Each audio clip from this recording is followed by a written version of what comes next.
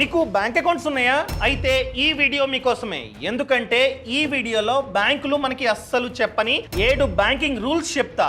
ఈ రూల్స్ మీకు తెలిస్తే బ్యాంకుకి ఓతగా పెనాల్టీ కట్టాల్సిన అవసరం లేదు. ఇన్ఫాక్ట్ చెప్పాలంటే ఈ రూల్స్ తెలిస్తే బ్యాంకులే మనకి రివర్స్ లో పెనాల్టీ కడతాయి. ఎస్, గుర్తుపెట్టుకోండి, బ్యాంకులు చేసేది ఫ్రీ సర్వీస్ కాదు, వాళ్ళు చేసేది బిజినెస్. బ్యాంక్ యొక్క మెయిన్ టార్గెట్ వాళ్ళ ప్రాఫిట్స్ ని ప్రతి ఇయర్ పెంచుకోవడమే. అందుకనే బ్యాంకులు వాళ్ళ కస్టమర్స్ వద్ద చాలా విషయాలను దాస్తూ ఉంటారు. ఆ విషయాలు, ఆ సీక్రెట్స్ ని ఈ వీడియోలో రివీల్ చేస్తా. ఈ బ్యాంక్స్ వలన కొందరు రాంగ్ పాలసీలు తీసుకుని ప్రతి ఇయర్ ఎక్కువ ప్రీమియం కడుతున్నారు. కొందరికి ఈ బ్యాంక్స్ వలన మ్యూచువల్ ఫండ్స్ లో తక్కువ రిటర్న్స్ వస్తూ ఉన్నాయి. అవన్నీ కూడా ఇదే వీడియోలో ఎక్స్ప్లెయిన్ చేస్తా. సో ఈ వీడియోని లాస్ట్ వరకు చూడండి. అంతేకాకుండా ఇంతవరకు ఈ ఛానల్ని సబ్స్క్రైబ్ చేసుకోకపోతే ఇప్పుడే సబ్స్క్రైబ్ చేసుకోండి. నేను మీ కౌశిక్ మరిడి. ఇంకా ఫస్ట్ రూల్ ఏంటంటే, చాలాసార్లు మనం బ్యాంకు నుండి మార్టిగేజ్ లోన్ తీసుకుంటూ ఉంటాం. ఏంటి మార్టిగేజ్ లోనా అంటే? సింపుల్, బ్యాంకు మన ఆస్తిని సెక్యూరిటీగా పెట్టుకొని దాని ఆధారంగా లోన్ ఇస్తుంది. అర్థమైందండి? మన ప్రాపర్టీ, అది మేబీ ల్యాండ్ కావచ్చు, ఇల్లు కావచ్చు, ఏదైనా కావచ్చు, దాన్ని తనఖా చేసుకొని దాని వాల్యూ ఎంతైతే ఉంటుందో దాంట్లో ఒక 90% 80% మనకి లోన్ రూపంలో ఇస్తుంది. సో మనం కనుక ఆ లోన్ని వెనక్కి కట్టేస్తే బ్యాంకు చచ్చి చెడి ఆ ప్రాపర్టీ డాక్యుమెంట్స్ని మనకి రిటర్న్ ఇవ్వాల్సిందే, వెనక్కి ఇవ్వాల్సిందే. ఒకవేళ మనం కట్టేసాం, లోన్ అంతా క్లియర్ చేసాం, A to Z కంప్లీట్ అయిపోయింది, లాస్ట్ EMI కంప్లీట్ అయిపోయింది. సో వితిన్ 30 డేస్లో RBI రూల్స్ ప్రకారం వితిన్ 30 డేస్లో లోన్ని క్లియర్ చేసిన వితిన్ 30 డేస్లో బ్యాంకు అన్ని డాక్యుమెంట్స్ని మనకి ఇవ్వాల్సిందే. ఒకవేళ బ్యాంకు కనుక ఇవ్వలేదనుకోండి, 30 డేస్ తర్వాత నుండి రోజుకి 5,000 పెనాల్టీ బ్యాంకు మనకి కట్టాలి. అర్థమైందా అండి? బ్యాంకు రోజుకి 5,000 30 డేస్ తర్వాత నుండి రోజుకి 5,000 బ్యాంకే మనకి కట్టాలి.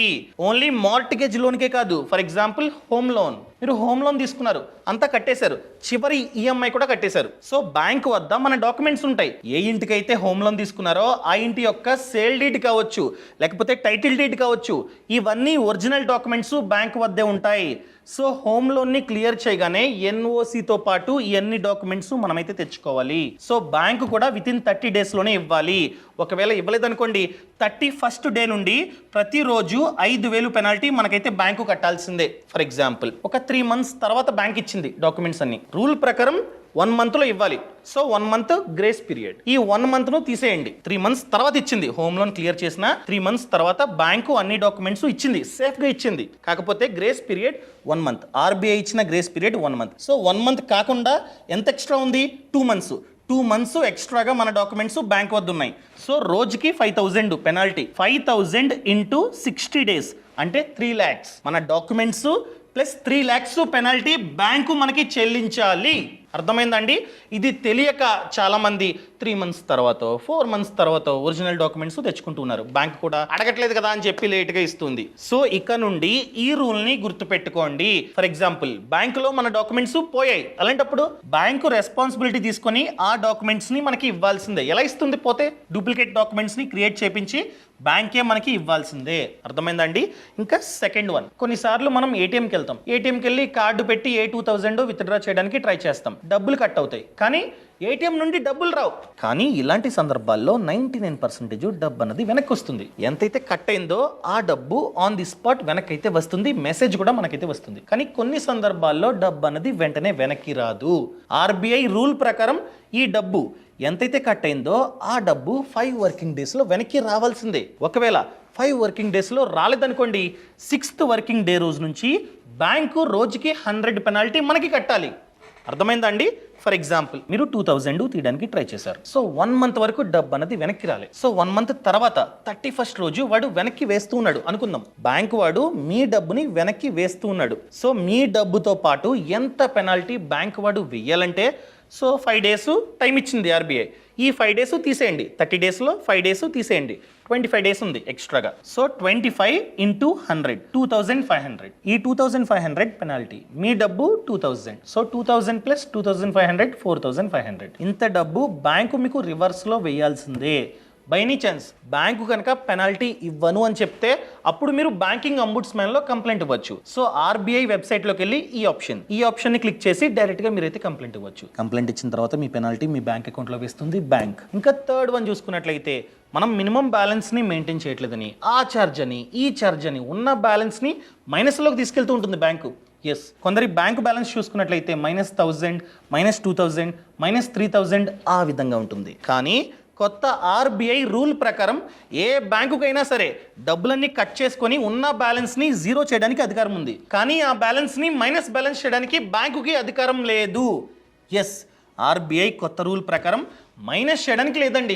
సో చాలా సందర్భాల్లో బ్యాంకులు -3000, -2000 ఈ విధంగా చేసి మనం ఆ బ్యాంక్ అకౌంట్ని క్లోజ్ చేద్దామని బ్యాంక్ వెళ్తే ఫస్ట్ ఆ -2000 ఏదైతే 2000 ఉందో అది కట్టండి, ఆ తర్వాత మాత్రమే బ్యాంక్ అకౌంట్ని క్లోజ్ చేస్తామని చెప్పేవారు. కానీ ఇక నుండి అలా కాదు.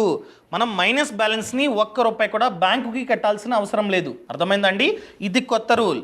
ఏ బ్యాంకు చెప్పదు. ఇన్ఫ్యాక్ట్ చెప్పాలంటే ఇప్పటికి కూడా ఈ రూల్ వచ్చిన తర్వాత కూడా కట్టించుకుంటూ ఉన్నాయి బ్యాంక్స్. సో ఇక నుండి మైనస్లో ఉంటే ₹1 కూడా మీరైతే కట్టాల్సిన అవసరం లేదు. దీన్ని మీరు ఖచ్చితంగా గుర్తుపెట్టుకోండి. ఇంకా నెక్స్ట్ వన్ చూసుకున్నట్లయితే, నెక్స్ట్ రూల్ చూసుకున్నట్లయితే బ్యాంక్ లాకర్స్. మనం ఏదైనా బ్యాంక్లో బ్యాంక్ లాకర్ని ఓపెన్ చేస్తే ఆర్బీఐ రూల్ ప్రకారం అదే బ్రాంచ్లో ఎఫ్డి ఖాతాని ఓపెన్ చేయాలి. సో రూల్స్ ప్రకారం చాలా తక్కువ అమౌంట్ని ఎఫ్డి చేస్తే చాలు. కానీ బ్యాంకులు ఈ రూల్ తెలియదు కదా, ఆర్బీఐ ఏం రూల్ పెట్టిందో. సో ఆ రూల్ మనకి తెలియదని చెప్పి 1,00,000 చేయండి, 2 లక్షలు చేయండి, 50,000 చేయండి అని చెప్తున్నారు. సో జనం తెలియక లోకర్ కావాలని చెప్పి 1,00,000, 2 లక్షలు చేసేస్తున్నారు. కానీ రూల్ ప్రకారం ఆ లోకర్ రెంట్ ఇయర్కి ఎంతైతే ఉంటుందో ఇంటూ 3 టైమ్స్ చేస్తే చాలు. ఫర్ ఎగ్జాంపుల్, ఆ లోకర్ రెంట్ ఇయర్కి 3,000 ఇంటూ 3 9,000 ఎఫ్డి చేస్తే చాలు. కానీ అది చెప్తారా బ్యాంక్ వాళ్ళు? అది చెప్పరు.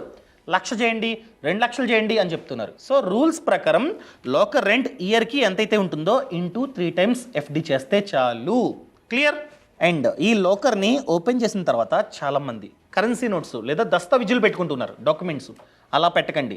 రీసెంట్గా ఒక ఇన్సిడెంట్ జరిగింది. ఏంటంటే 18 lakhs డబ్బుని చెదలు తినేసాయి. లాకర్లో పెట్టిన 18 lakhsని చెదలు తినేసాయి. సో అలా చెదలు తింటే బ్యాంకు ₹1 కూడా మనకి వెనక్కి కట్టాల్సిన అవసరం లేదు. అదే ఆర్బీఐ రూల్.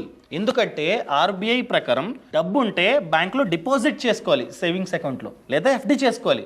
అంతేగాని ఈ లోకర్లో పెట్టాల్సిన అవసరం లేదని వాళ్ళు నమ్ముతున్నారు. ఈవెన్ దో మీరు డాక్యుమెంట్స్ పెట్టి వాటిని చెదలు తినేసిన, లేకపోతే థెఫ్ట్ అయింది, దొబ్బేశారు ఎవరో, అలాంటప్పుడు కూడా బ్యాంకు ₹1 కూడా మీకు వెనక్కి కట్టాల్సిన అవసరం లేదు. బై ఎనీ ఛాన్స్ మీరు ఆ లోకర్లో పెట్టాల్సింది పెట్టారు అంటే బంగారం. చాలా మంది లోకర్స్లో బంగారం పెట్టుకుంటుంటారు. మీరు బంగారం పెట్టారు. సో బంగారం పెట్టిన తర్వాత ఏదైనా కారణం చేత పోయింది, లోకర్లో ఉన్న బంగారం పోయింది, థెఫ్ట్ అయింది, లేకపోతే ఫైర్ యాక్సిడెంట్ అయింది. అలాంటి సందర్భాల్లో ఎంత విలువైన బంగారం పెట్టారో అంత డబ్బు బ్యాంక్ అయితే ఇవ్వదు.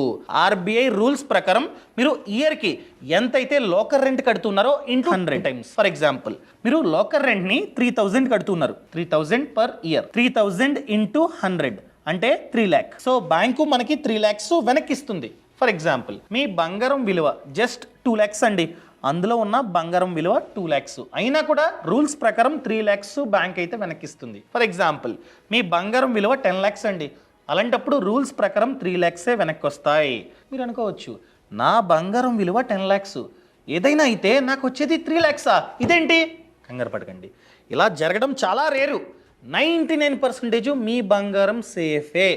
ఇంకా మీకు డౌట్ ఉందనుకోండి, కాస్త ఒక బ్యాంకులో, కాస్త ఒక బ్యాంకులో, కాస్త ఒక బ్యాంకులో ఈ విధంగా పెట్టుకోండి. ఎక్కువ బంగారం ఉంటే, తక్కువ బంగారం ఉంటే ఒకే లోకర్, ఎక్కువ బంగారం ఉంటే డిఫరెంట్గా మీరైతే డైవర్సిఫై చేసుకోండి. అర్థమైందా? ఇంకా నెక్స్ట్ వన్ వచ్చేసి, ప్రతి బ్యాంకు మనకి డెబిట్ కార్డ్ యాక్సిడెంటల్ ఇన్సూరెన్స్ని ఫ్రీగా ఇస్తుంది.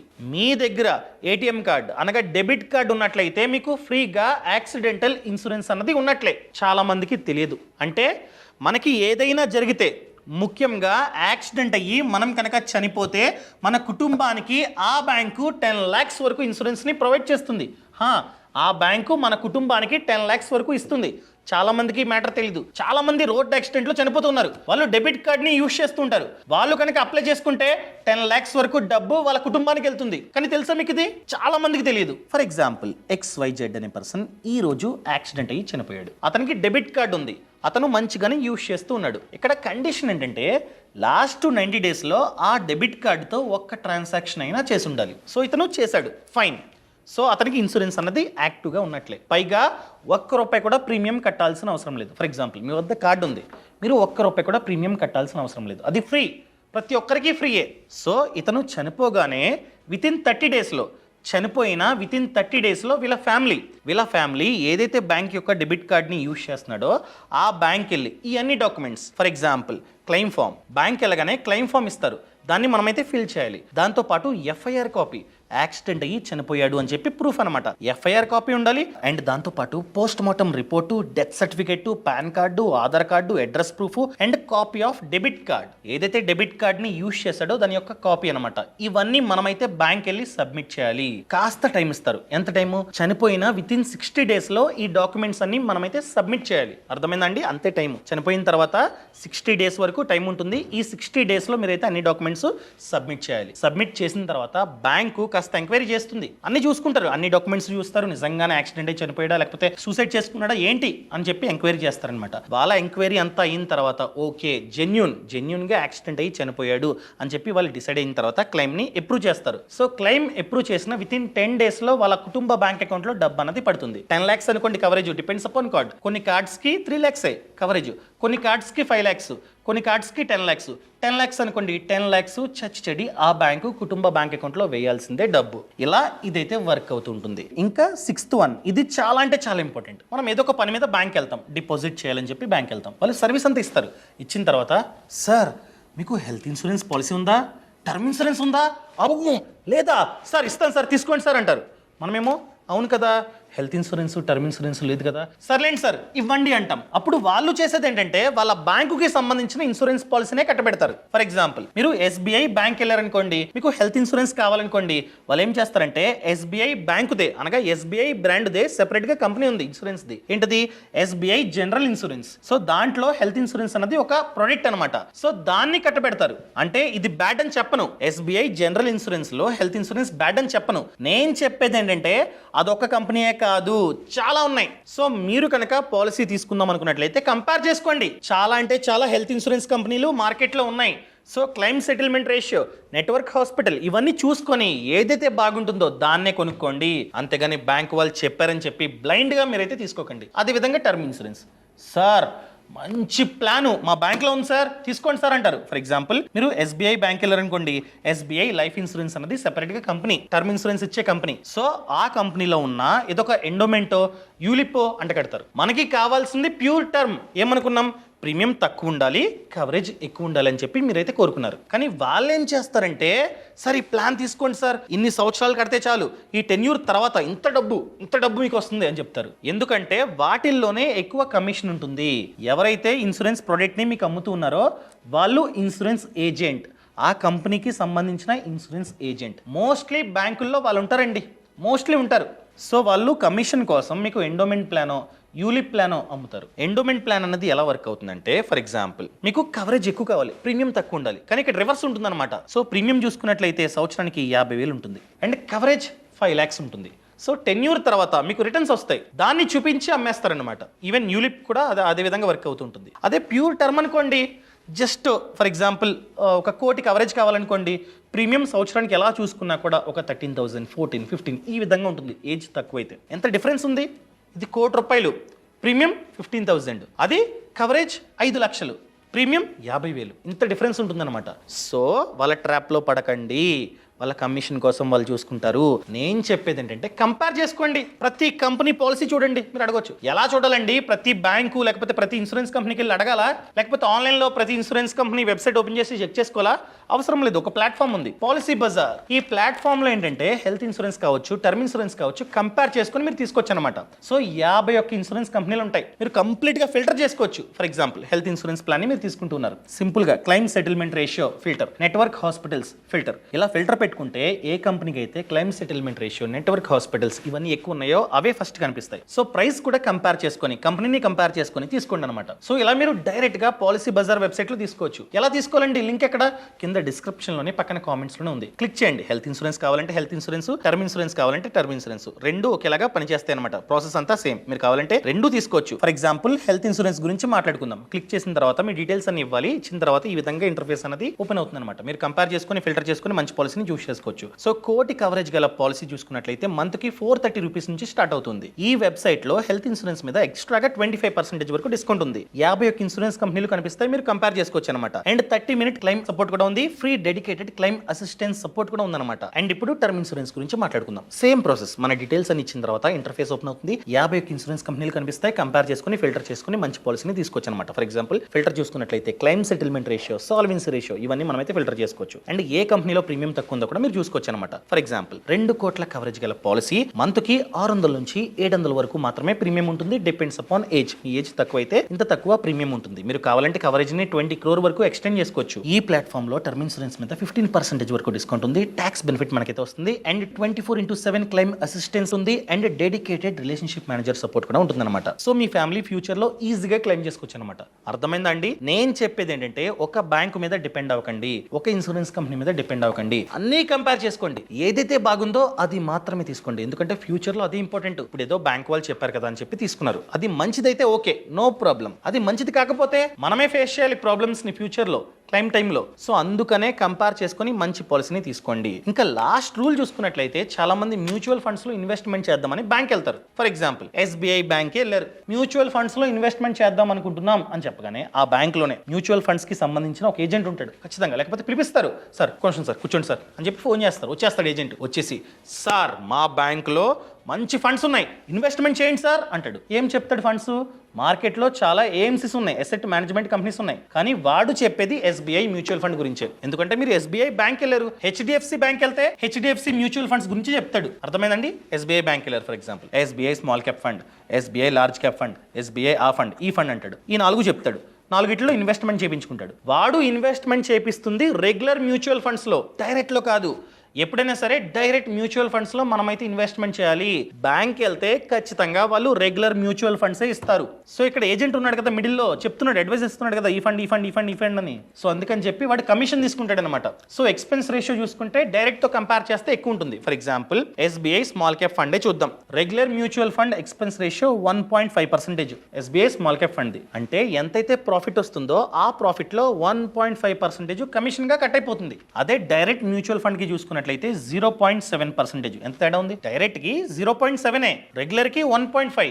సో ఎలా చూసుకున్నా కూడా regular and direct mutual funds కి తేడా అన్నది 0.5% నుండి 1% వరకు ఎక్స్పెన్స్ రేషియోలో డిఫరెన్స్ ఉంటుందన్నమాట. సో నేను చెప్పేది ఏంటంటే అలా బ్యాంక్ వెళ్ళకండి, బాగా నేర్చుకోండి మ్యూచువల్ ఫండ్స్ గురించి. అంతా నేర్చుకొని డైరెక్ట్ గా గ్రో, పేటిఎం మనీ, ఎక్సెట్రా చాలా యాప్స్ ఉన్నాయి. సో మిడిల్ మెన్ లేకుండానే డైరెక్ట్ గా మంచి ఫండ్స్ లో మీరైతే ఇన్వెస్ట్మెంట్ చేసుకోండి. Thank you so much. ఈ వీడియో మీకు నచ్చింది అనుకుంటున్నా. నచ్చినట్లయితే నచ్చింది అని చెప్పండి, నచ్చలేదు అని చెప్పి కామెంట్ లో తెలపండి. మీ కామెంట్ కోసం నేనైతే ఎదురు చూస్తూ ఉంటాను. పాలసీ బజార్ లింక్ అన్నది కింద డిస్క్రిప్షన్ అని పక్కన కామెంట్స్ లో ఇచ్చి ఒకసారి చెక్ చేసుకోండి. Thank you so much. Thanks for watching.